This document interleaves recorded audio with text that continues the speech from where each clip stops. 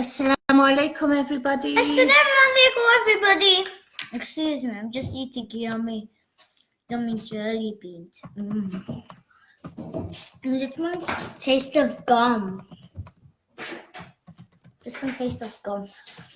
We're going to be waiting for some people to be talking, right? Yeah, we're just waiting for people to comment and say where you are all from and say your salams, inshallah. Please, Jules, please.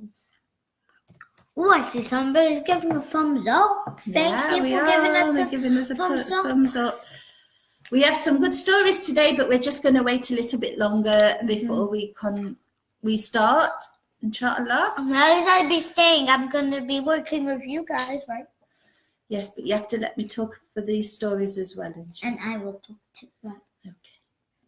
How are you all doing, inshallah? Assalamu alaikum, brother Abdul Aziz. How are you doing, brother? Hi. If any of you are new, my name is Layla, and I'll be in this video. I like to join in these videos, and I will be here. Okay? Every Tuesday video. Yeah. How are you all doing? Alhamdulillah. I'm fine, Excuse me brother. about the cat. She just I'm fine, brother. How are you? I'm Sister Nicola. Every Tuesday, we do Trending Tuesday videos. And I'm Sister Layla. She's your little sister. Every Tuesday, we do Trending Tuesday videos where we talk about the trending stories from the previous week, which we feature in our newsletter. And I'm going to talk about some nice things today, inshallah. One minute. We're going to talk about some nice topics today, so stay tuned. And this is a chat between me and you. And Layla. So I need to see your comments as well in the comments, inshallah. Assalamu alaikum, brother Masood. How are you doing? Hi, Masood. If you're new, I'm Layla, and I'm your little sister, and I'll be working with you. I am working as well. Salam. Assalamu alaikum, Claire Pastano. How are you doing, sister? I am good, alhamdulillah. Hello, Pintiano. We are. Assalamu alaikum, guys. Stop. How are you doing, brother? Let us know where you're from as well. That's a thumbs up, mommy. I am originally from the UK, but now we're living in Canada. I'm Egypt. I live in Egypt, Canada, and England. Now I live in Canada. Layla is half British, half Egyptian. And half Canadian. No, you're not half Canadian. You just live there. Claire is from Guyana. How is it there? Hi, Claire. Inshallah, it's all nice and good. Assalamu alaikum, Sister Trudy joined us. Hi, Trudy. I love you so much, Trudy, and I love you. Please, Jules and Jasmine, please come. We'll see. Maybe they'll come later, inshallah. Yeah. So do let us know how you are all doing. And we are going to start, inshallah. Trudy saying assalamu alaikum. Hi, Trudy. Okay, so now I want to start with the very first story, which is a bit of a sad one. I'm sorry to start on a sad note, but I feel it's appropriate that we... Ken? Layla, this is a sad story. Stop. I feel it's appropriate that we start with this one and then we move on to the other ones. Assalamu alaikum, Islam from London. MashaAllah, brother. How is it there in London? I'm from UK originally, brother, in Nottinghamshire. But now we're living in Canada. Assalamu alaikum, Fafrico from Nairobi in Kenya. MashaAllah. Assalamu alaikum, Lone. How are you doing? Did I say your name right, brother? Okay, so let's go to this story. We start on a sad story, but in some ways it's quite... I'm going to go play with my cat while you just talk about this. In some ways it's quite inspirational as well. It's about the ex-Bollywood star called Kader Khan, I hope I said his name right, who turned scholar. Now, he passed away this week, in case you didn't see, and this was actually one of our biggest stories. And may Allah grant him Jannah, and may Allah forgive him, Ameen. He was deeply immersed in Bollywood, but around the early 1990s, he gave it all up and he began to design various Islamic courses for students from nursery to postgraduate levels. And these courses were covering Islamic tenets, Sharia law, and so on. And he was basically adhering to his late father's wishes. Alhamdulillah. He opened up the KK Institute of Arabic Language and Islamic Studies in Dubai and later in Canada. So I am just praying to Allah that he is giving him Jannah, inshallah, and that he's forgiven for his sins, inshallah. Ameen. So that was our first top story of the week, and a bit of a sad one, but you know, please make dua that he's in Jannah, or that he goes there, inshallah. Okay, Islam, what is your question? I'm not a scholar, Islam, but you can ask, and if I don't know the answer, I'm going to give you the right link at the end of the session as to where you can ask for, inshallah. Assalamu alaikum, Ismail, cute baby. Yes, she is, but she's playing with the cat now. So thank you. You can hear her laughing away in the background. Alhamdulillah, Claire, that it's good in Guyana. Alhamdulillah. Assalamu alaikum, Yassine. How are you doing, brother? I am good, Ismail. Alhamdulillah. How are you? Alhamdulillah. So that was our first story. Our second story is on another. Did Jesus really sell him in the Bible? And the answer is yes, he did. One of the most important prophecies actually in the New Testament appears in the writings of John. Jesus, peace be upon him, speaks of the Paraclete that will come after him. And we can find this, if you've read the Bible, or if you want to know where it is in the Bible, in the New Testament, not the Old Testament, you can find where Jesus does speak about Prophet Muhammad in chapter 14, verses 5 to 18, and chapter 14, verses 5 to 18 and 26, and in chapter 15, verses 26 and 27, and in chapter 16, verses 7 to 15. These all particularly discuss when Jesus did prophesy that Prophet Muhammad sallallahu alaihi wasallam will come after him. And here are two verses from the Bible where it is clearly written. It is expectant for you that I go away. For if I go not away, the Comforter will not come unto you. But if I depart, I will send him unto you. And that is in John 16:7. So he said when he goes, he's going to, if he didn't go, the Comforter will not come. And the Comforter is referring to Prophet Muhammad sallallahu alaihi wasallam. And the next verse, and I will pray to the Father, and he shall give you another Comforter, that he may abide with you forever. And that is in John 14:16. So subhanAllah, even in the Old Testament, Prophet Muhammad sallallahu alaihi wasallam is prophesied, and again in the New Testament, subhanAllah. So the Abrahamic religions all knew of the coming of Prophet Muhammad sallallahu alaihi wasallam. Unfortunately, it's sometimes denied by many. This is Maggie, our cat, but let her go because she doesn't like to be held. Come on, let's go play. And you know, so this confirms that, you know, we are all linked. We are all one after the other. And unfortunately, some of the texts did get corrupted. But, you know, we all come from the same line. So, alhamdulillah, you can read that in more details, though, because it does go details about what these verses mean. And I don't have time to cover that today. So if you want to read more about that, I'm going to, actually, I forgot to give you these links. Let me give you the links, and you can go in and read about it. So the first one is about Kader Khan, who sadly passed away. And the second one is, did Jesus mention Prophet Muhammad sallallahu alaihi wasallam in the Bible? And yes, he did. And you can look at that in more detail in the link that I've just posted. Inshallah. Assalamu alaikum, Aisha Darwish. How are you, sister? You're from New York, mashallah. How is the weather in New York? We have snow. It started to snow again today. I'm going to follow that from the way. We can't hear you while you have your mouth full. You can't speak with your mouth full, Layla. Salaam alaikum. Alhamdulillah, I'm so fine, thanks to my Allah. This is from Brother Ismail. Alhamdulillah, you're doing fine, brother. Salaam alaikum, Amjad from Pakistan. How are you doing, Amjad? Salaam alaikum, Afroz from India. How are you doing, brother? Salaam alaikum, Abdul Samuli Dawood from Ghana. How are you doing, brother? Salaam alaikum, Jasmine from South Africa. You know, it's not Jasmine, no. It's another Jasmine. It's another sister. Salaam alaikum, sister. How are you doing? Hi, Jasmine. If any of you are new, I'm Sister Layla. I'm your little sister, and I'll be working. Well, she's playing with the cat at the moment, but yes. Salaam alaikum, Ismail. Yes, you can. Yes, Ismail, you can ask me, but I'm not a scholar, so you can ask the question.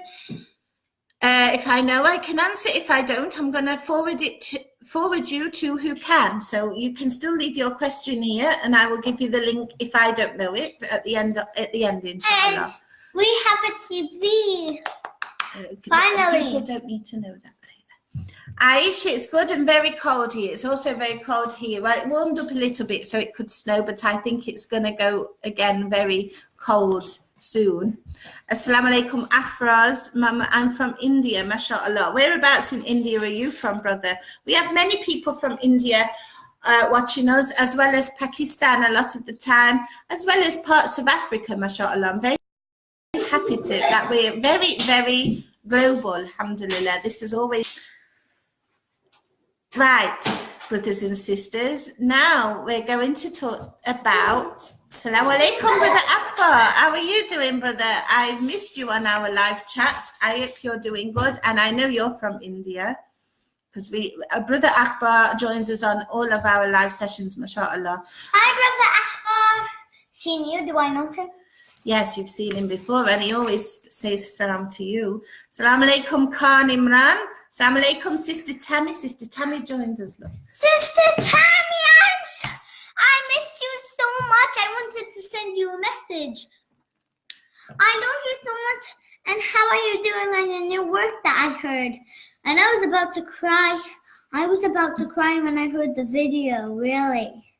Assalamu alaikum, Brother Khan. How are you doing? Salam alaikum. Hamid says cute sister with cute baby. Yeah, she's very cute. She's playing with the cat again. Alhamdulillah. Salam alaikum. Khan says also cute. Assuming you mean Sister Layla. And Akbar Jazana wa brother. Ismail, how about your dress allowed? Please don't mind about my question. How about my dress? What do you mean my dress, brother? You mean personally? I don't understand. My dress, I'm wearing hijab. What's wrong? I don't understand. So you'll have to explain a little bit, inshallah. If for men or for women, brother? What do you mean? Dear Layla, my little angel, I wish you visit to India. One day, inshallah, brother, one day. She's busy chasing the cat at the moment. Akbar She's chasing me with a toy. Oh, yes. I think it's the other way around. Ismail, clarify your question and I will talk to you, inshallah. Okay, so the next one is a big one, really. It's, you know, many of you are young, I assume, and maybe you're thinking about marriage soon. And marriage is one of the most important decisions that you will ever make in your life. So it really is important that you do get it right. Now, we all know that Islam does allow divorce as a last resort, but you know, you marry to stay together for the rest of your life, inshallah. Most people are not marrying just for a couple of years and then after a couple of years, you have it in your head to divorce. The intention is to stay together for the rest of your lives, inshallah. So it is one of the most important decisions that you will ever make, and you have to try and get it right as possible so it lasts. So what things should you avoid when you are looking for somebody to marry? I really love you guys and Auntie Tammy. Really, you're the best of my life, of the live session. I know I'm saying this sweet, but I am sweet because I'm your little sister. I love you so much. Oh my gosh, no, I have to start again. Bye. Okay. So who should you avoid when you are thinking about marriage? Now, in the article itself, and I'm just going to drop it now, and then you can discover more, there are 10 things that you should avoid. But I am going to talk about, because we don't have time to go through all 5. We don't have time to go through all 10. Layla, she doesn't want to be held. Put her down. Put her down. This is Sister Maggie right here, Sister Maggie. Yes, but put her down. But she's going to play. She's not going to work with us, don't worry. She's not a cat that loves to be held very often, and Layla does love to hold her a bit too much. Okay, so the first one that you shouldn't marry is, when you thinking about marriage, you should accept someone as they are. So if you see somebody and you're thinking, oh, I don't like this, and when we get married, I'm going to change all this. No, this is not good. You should never assume that you can change someone after marriage. It's not guaranteed. And also, maybe you think you can change them, but it's not actually for the best. So actually, if you can't accept somebody as they are before marriage, then simply don't marry them. You have to accept them as they are. Because given time, as you grow into your marriage together and as the years pass, certain things will kind of merge anyway. And you will start, if you already don't, there are certain things that you will start to share in common and so on. But if, for example, you are thinking to marry someone and there's so much about them and you don't like certain things, then it's just better not to marry, because marriage is not about changing somebody. You will grow together and slowly certain things change, because as we do change anyway as we go along. But you shouldn't marry someone to change them. This is wrong. If you are interested in a person before marriage and you like them as they are, then this should be enough, inshallah. The second one is choose character over chemistry. This is very important. There is a famous quote saying, chemistry ignites the fire, but character keeps it burning. Now, we all want to, you meet people and you have this spark, and this spark can be between 2 female friends. It can be between 2 male friends. It's chemistry. Chemistry doesn't have to be romantic. You can have a spark between, obviously your friends, you have a good chemistry together, you get along. When it comes to a man and a woman, it's important, yes, but it's not what's going to sustain the marriage at all. So the best thing is that, you look at character as well. Chemistry is the lust or the attraction, the infatuation, and we shouldn't confuse these things with love. They are not. Maybe you're going to meet a few people in your life that you have a good chemistry with. Doesn't mean that they are marriage material. Yeah. So you have to look at here, the character. This is more important for a long-lasting marriage. For example, is the person humble? I mean, humility in Islam is very big. You don't want somebody who's arrogant or who's boasting or who's, doesn't understand how to be humble. You don't understand. You don't want this at all. Is the person kind? You don't want somebody who's not kind. You have to be treated in a kind way. You have to treat them in a kind way, whether it's a man or a woman.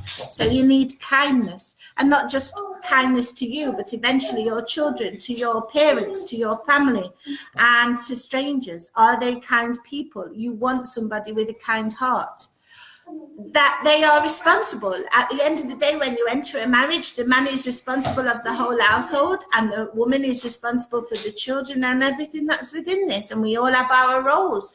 We have to be responsible. If we are not responsible, then we are not going to, if we're not mature enough to take on that responsibility, then we are not going to be a good match at that point in time.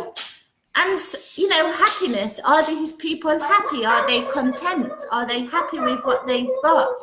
All these things matter, and they matter more than the chemistry. I mean, it is important to have a spark and an attraction, because in my opinion, and it is only in my humble opinion, I don't believe you can marry somebody without an attraction there, especially when you think of marriage and how intimate you will get and things. It is important, but it's not as important as what's inside the person, and that should come foremost over the chemistry. Number 3, never neglect the emotional needs of your partner. Now, you know, men and women are different. We have different emotional needs. Women have this need to be loved, and a man has a need to be respected. And we both want to be appreciated, but maybe in different ways. And yes, a man wants to be loved and a woman wants to be respected. But I mean, the top thing for both of them, the woman is to be loved, and for the man it's to be respected. So we have to remember, as a woman, if they want attention, affection and appreciation, and as a man, he wants respect, reassurance and relief.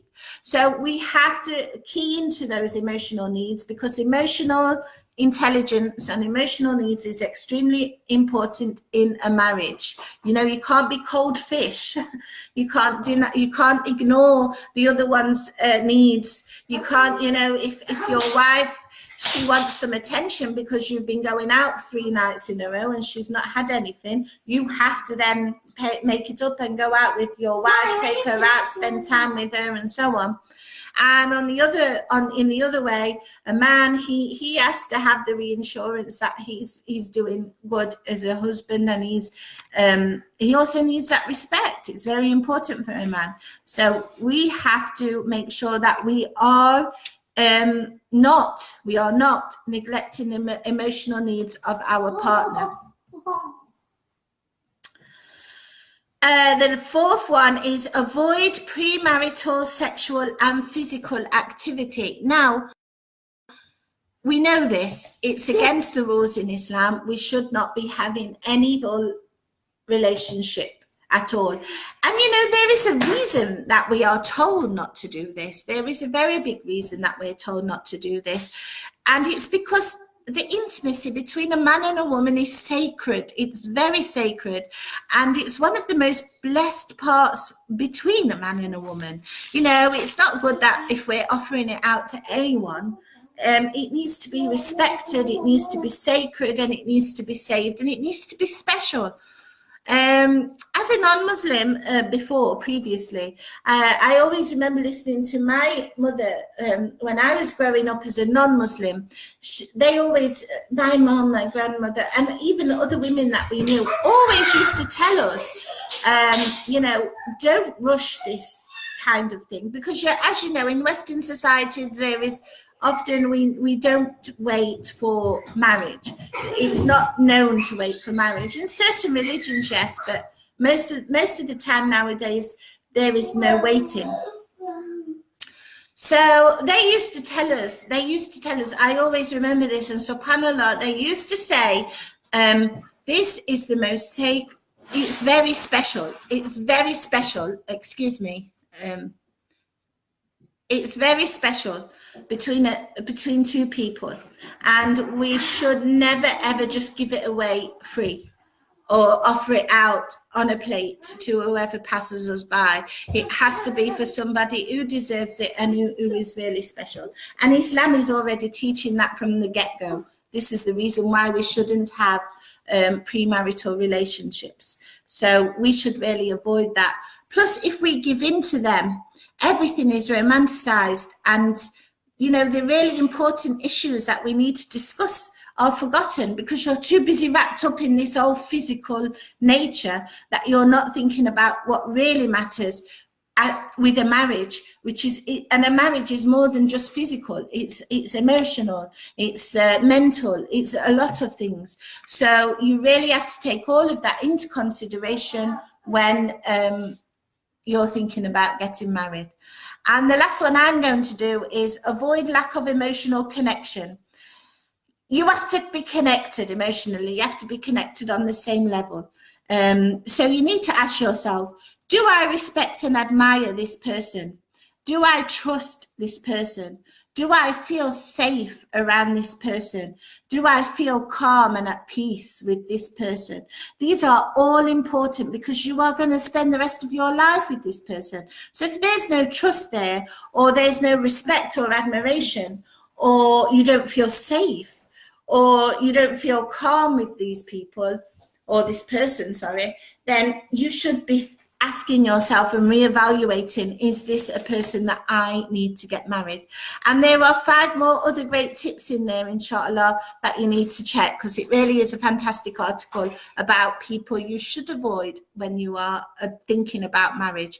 Assalamu alaikum, Aslam. How are you doing, brother? Hi, Aslam. I'm just doing something like my story. Assalamu alaikum, Sheikh Osman. How are you doing, brother? Hi, Sheikh Osman. Ismail, I mean, show here how your hands may be not allowed in Islam. No, brother, in the Quran we are allowed to show our face and hands, it's written. So we don't need to talk about whether I should be showing my hands or face. It's in the Quran. It's there. We should cover everything apart from our hands and our face. It's written. You have to and your hair. Assalamu alaikum, Mahvish. You are a strong woman. May Allah keep up safeguard and grant you highest rank in Jannah. Jazakallah khair, brother, and may Allah grant you the highest rank and your family in Jannah also, inshallah. Assalamu alaikum, Manisha. My name is Farina. I'm 9-year-old. What is your child's name? She's called Layla. She's learning Arabic at the moment, Manisha, or sorry, Farine. Me too. We're talking about you. She's learning the Arabic letters at the moment, but she have Arabic lessons and Quran lessons at Saturday. She does. So say good luck to me. I will win the test and go to lesson 2 because I'm already in swimmer 2. Yes, but the Quran, she's got to learn how to say the letters properly, as you know. And in Arabic, she's learning as well different vocabulary. So she recites a couple of verses that her dad taught her, but she's not yet reading the Quran just yet. You finished the Quran, mashallah. MashaAllah, this is very nice, and I wish that you continue with this, MashaAllah. May Allah reward you, and Manisha, who's taught you. I'm not sure, sorry, if Manisha is your father or your mother, so you have to let me know.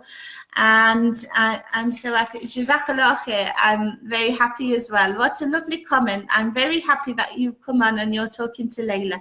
She is 6 years old, and she is learning in her Arabic. Don't worry, I'm not sticking your tongue. She's learning her Arabic alphabet right now, and she can say some verses in the Quran.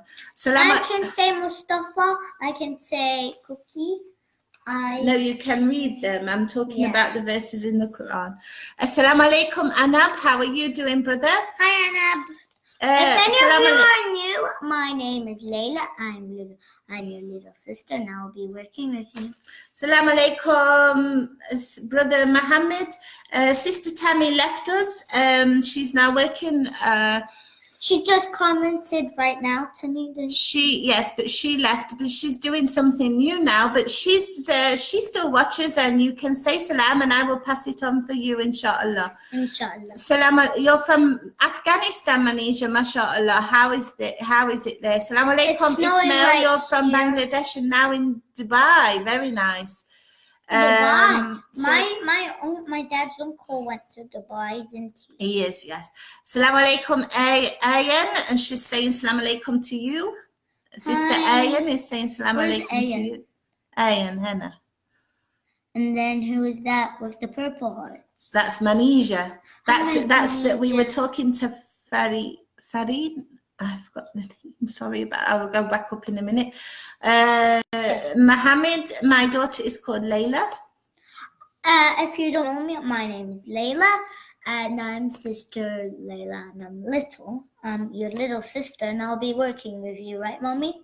Well, you're on these videos a lot, yes. Yes, I'll be working with you. Jazakallah khair, Ayan. Good luck, sweet Layla. May Allah make it easy for you. Ameen, Ayan.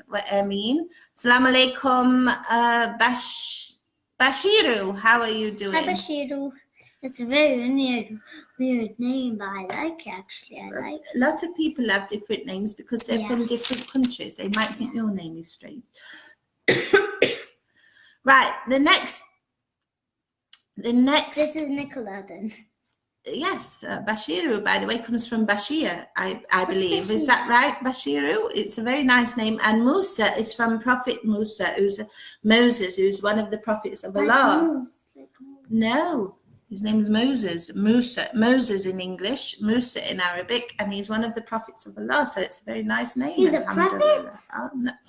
Brother Bashiru is not a prophet, but his name is Bashiru Musa, and Musa is the name of one of our prophets. Really? Yes. Well, you're lucky, Bashira. He's very honored, isn't he? Can I tell my story? Okay, quickly, because then we have to move on to the next one.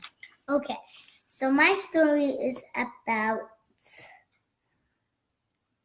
having a pet.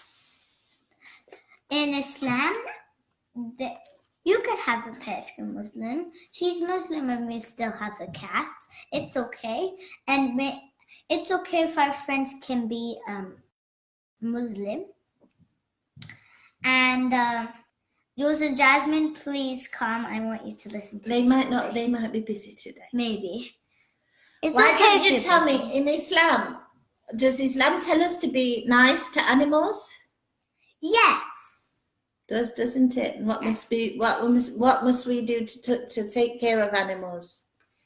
Feed them. If they're dirty, you put them in wash. Even cats, but they might hate it. So just be careful if she flicks water on you, okay? And You must protect them, mustn't you, and take care of them? you have to protect them. If they're a dog, take them for a walk outside. Why not? As long not a bird or a cat, because they might run away. Okay, a bird, okay, but as long as it's in the cage and it's locked good. Right? Yeah, I mean, birds are better to be flying free, I suppose, but some birds are pets. Cats, no, they'll just like walk a little bit and explore. They might go where you don't want them to go. So just be careful in case they're lost, okay? And our next story is having people over. Having people over to you guys too. Having people over is okay and not even Christian. I was going to say this as well. If your friend is Christian, why not?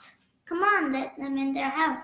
My mom let my friend's mom and her daughter come, which is my friend's mom. They came to my house, but I don't know what their house looks, but outside, because I once went past. And why not? If you have a kid and the other kid lives in the house, I see hearts, and I really have to concentrate. But you can talk; it's okay. And what's this? She wants to talk to you a little bit about how we should treat non-Muslims, which actually ties in nicely to the next story that I want to talk to you about. If you can invite them. Yes, but can you invite non-Muslims to your house? Oh, you can invite Muslims, Christians, as long as if they're your friend or if they're not your friend. And should we be nice to people who aren't Muslim? Why not? You have to anyway. If they're Muslim or Christian, you have to do it. And should we be kind to people who aren't non-Muslim? Yes. And if you see a Christian that's poor, we see many in Canada, don't we? Yeah, there are a few. If the Christian, don't just walk by, just like we did, because we didn't have any money or food to give it. If you don't have anything to give it to the lady or the man, it's okay. But as long as you just don't stare at all, okay? Don't stare, because that's really hard on. Sometimes I do, because I can't I don't know how to stop staring. You don't make them feel bad though, do you? No, because if you stare, that will make them really feel bad and they won't like it. Why are all of them blue? I don't know. Mohammed, no, I don't think she can read that just yet. Nice try. Maybe one day, inshallah. May Allah bless you also, brother. So let's go on to this, actually. So Layla has been talking to you a little bit about how we should be treating non-Muslims or Christians or Jews or people who are not of any faith. There's another one that it's really important about Islam. What's that? You can, what should I say? Well, can I say this? It might make you. So, actually, I can remember what I was saying. So, if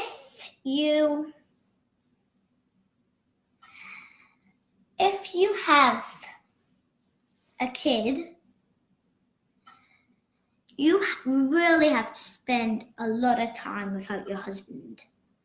Well, your husband can work with you, and just if you have a baby, it's more work than if you have if my mom have me and I'm this age because I'm 6. Well, she needs my dad to help, doesn't she? She always asks for my dad to help, even when I was 2 and I had to change my diapers. Because we're parents, both of us will help. Everybody, if all kids need to have parents, Allah gives you parents, not for any reason, for He's giving you them to help, and so you can love somebody. That's right. And it's okay if you have one. But that's a little bit sad if you don't have a father or a mom. Because I know some people's dad or mom passed away, didn't they? Yes, and we ask Allah to give them Jannah. Yeah, and don't worry, it's not like you won't see them forever. You'll see them in paradise. Inshallah. I'll be big when I'm in paradise. Maybe we'll meet you guys. Who knows? Ya Rab, we all meet each other, inshallah. Yeah. But now let's go on to how Prophet Muhammad sallallahu alaihi wasallam I can say Prophet Muhammad sallallahu alaihi wasallam. I just said it right now. How did he treat non-Muslims? Now we have to understand there is this famous ayah in the Quran, Al-Anbiya 107. And we have not sent you, O Muhammad, except as a mercy to the worlds. Now, in this is very important. The last part of that is very important. Prophet Muhammad sallallahu alaihi wasallam was sent to the mercy of mankind or to the mercy of the worlds. What he wasn't just sent for the mercy of Muslims, no, sent for the mercy of mankind. Prophet Muhammad sallallahu alaihi wasallam used to show mercy to those who even tried to kill him. So we have to ask ourselves, actually, why people tried to kill him? Sorry, come away from there, please. Come away. Off. I do apologize, everybody. So we have to ask ourselves why some people want to assume that we shouldn't be kind or courteous or generous to non-Muslims. We are taught in Islam that we have to be kind to non-Muslims. Non-Muslims are not our enemy. There are certain people obviously within them who are, but then there are certain people within Islam who are. So we have to be kind to them. So, number one is be kind to your non-Muslim relatives. Now, this obviously doesn't apply to those of you who are not converted or who are not married to converts. But to those of us who are converted or who are married to converts, then you really have to think about this. Asma bint Abu Bakr as-Siddiq is narrated by her. My mother came to me while she was still a polytheist. So I asked Messenger of Allah, my mother has come to visit me and she is hoping for my favor. Shall I maintain good relations with her? And Prophet Muhammad sallallahu alaihi wasallam said, yes, Maintain good relations with your mother. And this is reported in Al-Bukhari and Muslim. So it's important that as converts to Islam, and also if you are married to a convert, so you therefore have non-Muslims within your relations, you have to keep up those good ties. Severing ties with your family, Muslim or non-Muslim, is a very severe sin in Islam. So we have to maintain our relation with them, inshallah. The next thing was we should pray for non-Muslims. You know, not all the time, if we're trying to give them dawah, not all the time will they accept. But we can pray that they do accept. This is narrated by Abu Huraira at Tufail ibn Amr came to the Prophet and said, the Dawes tribe have perished as they disobeyed and refused to accept Islam. So invoke Allah against them. But Prophet Muhammad sallallahu alaihi wasallam said, O Allah, give guidance to the tribe of Dawes and bring them as Muslims. And that is reported in Al-Bukhari. So Prophet Muhammad sallallahu alaihi wasallam, he used to make dua for non-Muslims to get guidance from Allah. So there's no reason why we shouldn't do the exact same thing. And we can. And I do it every night, by the way. So you have to try and do this. You make dua for your brothers and sisters who are not in Islam. It's fine. And you know, it's how you love and how you show love, which is really important. Other things that we can do, and if you look at the link which I will put in at the end, and you will find more hadith supporting this, is exchange gifts with them, because it maintains relation, it maintains ties, it strengthens ties, and this is really important. We shouldn't just exchange gifts with each other, but we should also be exchanging gifts with our non-Muslim brothers and sisters as well, inshallah. We should protect non-Muslim rights. They have rights, and Prophet Muhammad sallallahu alaihi wasallam taught us that. He never ever gave Muslims rights over non-Muslims. Everybody was treated fairly. There is a story, and I'm paraphrasing because I haven't got it all written in front of me, but there was a Jewish man and a Muslim, and the Muslim took some of, this is actually at the time, I believe, of Sayyidina Umar, not at the time of Prophet Muhammad, but if you know it better than me, please let me know in the comments. There was a time when there was a Jewish man and a Muslim man, and the Muslim man took the Jewish man's land without asking. He just took it. So when it came to, he was told, okay, you will give all your land now to this man as a punishment, because we do not be unjust. We shouldn't be unjust. We shouldn't take things that aren't ours, and we shouldn't treat people in a very bad way. This is not how we are taught in Islam, subhanAllah. We should visit the sick. There are stories as well when Prophet Muhammad sallallahu alaihi wasallam went to visit Jewish people who were sick, and there is the hadith in the link that I will drop to you. And you know, this really makes somebody very happy when they're sick, because you think when you're sick, you want people to feel like they care about you. Do business with them. Why not? As long as they are honest and good, there's no problem in that. And most of all, respect for the deceased people. I always remember, I love the story when the Jewish man had died, and the coffin passed, or the body passed Prophet Muhammad sallallahu alaihi wasallam, and he stood up and bowed his head, and somebody asked why he's Jewish, and Prophet Muhammad sallallahu alaihi wasallam said, but he was human. So sometimes we've got to think of humanity rather than Muslims. We're all one humanity at the end. And I know that there are some terrible things happening, especially to our own Muslim brothers and sisters, but it's not being done by the vast majority of non-Muslims. It's being done by governments and authorities that are not within our control. So the normal citizens who are decent people, or the vast majority of them, we have to be decent and kind back, and we can't show otherwise, because that's giving them this bad idea about Islam. And Islam is such a beautiful religion. It really is, that we need to show people just how beautiful that religion is. I'm just going to drop that link as well, because it's such an important one. It's such an important important one for you to read and for you to look at.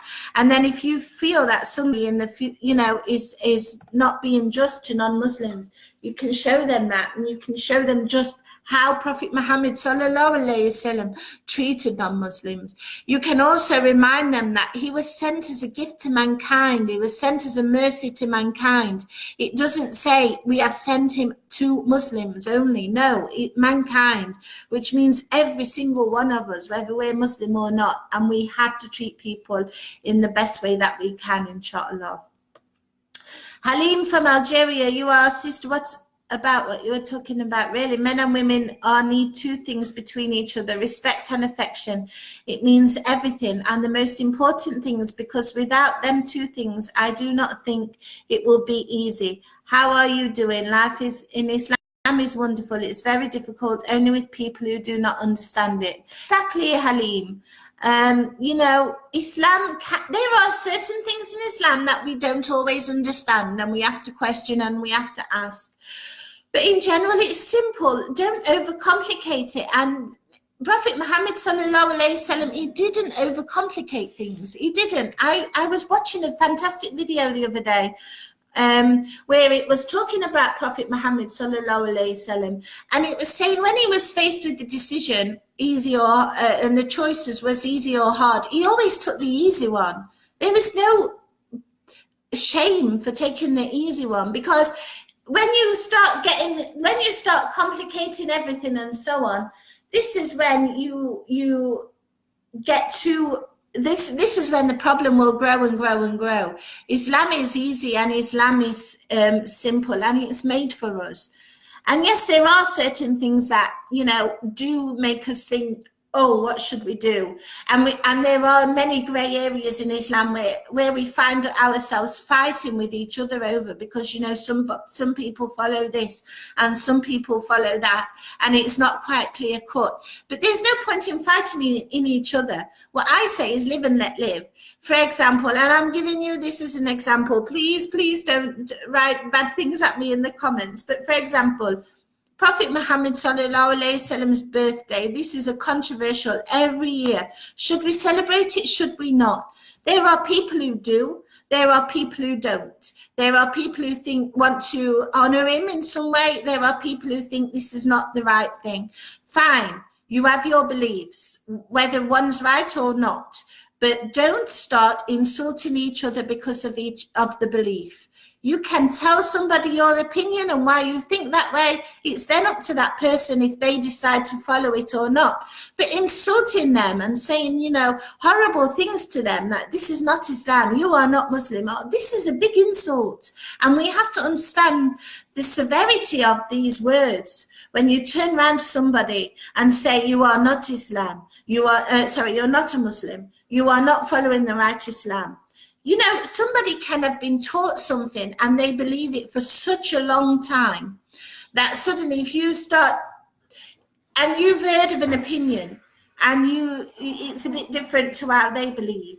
If you want somebody to sit and listen to this, you have to be kind in your approach, not aggressive, not like a bull in a china shop, as we say in English, where, if a bull with the big horns, the male cow, if he went into a china shop, China, this nice delicate pots and things, he's going to crush the whole thing.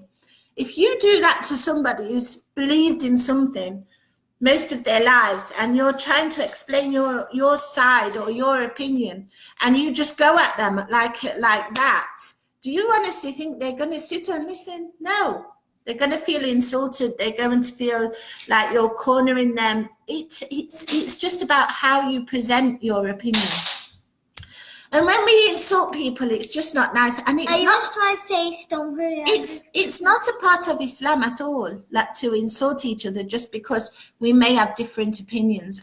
Unfortunately, me and my sisters who moderate the page. I'm a sister. We see this a lot when somebody's not agreeing with another person, how they insult and how they say, you know, even about our page, you know, we get, you're not Muslim, you are Zionist, you're this, you're that. No, why? Because we are telling you a different opinion.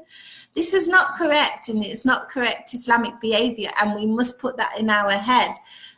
You know, there are different opinions in Islam, and you can go and follow the one that you want to follow, but you don't insult somebody just because it might be different or because you've heard differently. SubhanAllah. Sister Trudy says, I gave my neighbours a small gift at Christmas and it really thawed relations. He was very wary of us as Muslims, and this being kind is dawah. Exactly, you know, to break the ice. This is what I always think. Showing non-Muslims what Muslims are like is often better than telling them. So you can show non-Muslims how beautiful Islam is by showing them how to behave, how you behave, and all things like this, rather than telling them and then doing the complete opposite. So I really like that, and I think that's a really beautiful thing to do. SubhanAllah. So this is a really, really interesting, I think I put the wrong link. This is such an interesting, one second, everyone. I think I just gave you the wrong link, so I need to just do that. This is a really interesting article about the hadiths of how we should be treating non-Muslims. So please have a chance to look at that, because I think it's very beneficial to each and every one of us, subhanAllah. So I just have time to tell you about our Telegram channel. We are not on WhatsApp, but we do have a messaging app with Telegram, and I will put the link when I finish this. I will put the link in. So if you want to subscribe to our Telegram channel, please feel free to do so. And actually, I have the link here, I believe.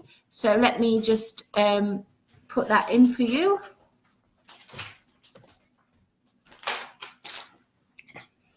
Did you hang up? So you can see this is our Telegram channel, so you can please feel free to subscribe to it. Please subscribe. If you subscribe, you'll see all our videos and my videos. No, not videos. This is for articles. So if you don't have time to be on the chat or on Facebook all day, and you want to catch up with some of our latest stories, you can subscribe to Telegram and you can get them there. And you can also subscribe to our free newsletter. Also, we put our top trending stories of the week on our newsletter, and it's free. It's completely free. If you go to the sidebar, you can just click, and there's one called sign up for newsletter. Just click and you can sign up for it, inshallah. And please feel free to come over to our group called About Islam 101. It's mainly for new Muslims, but we accept anybody who can help in there regarding Islam and everything else. And I will put the links up once this video is finished, inshallah. I'll be there. No, you're not in the group. Okay, so that's all for me this week. Please, inshallah, you will all have a very blessed week, and I will speak to you all next week with some more top trending stories. May Allah bless and protect you all. Ameen. Assalamu alaikum rahmatullahi wa barakatuh. Assalamu alaikum.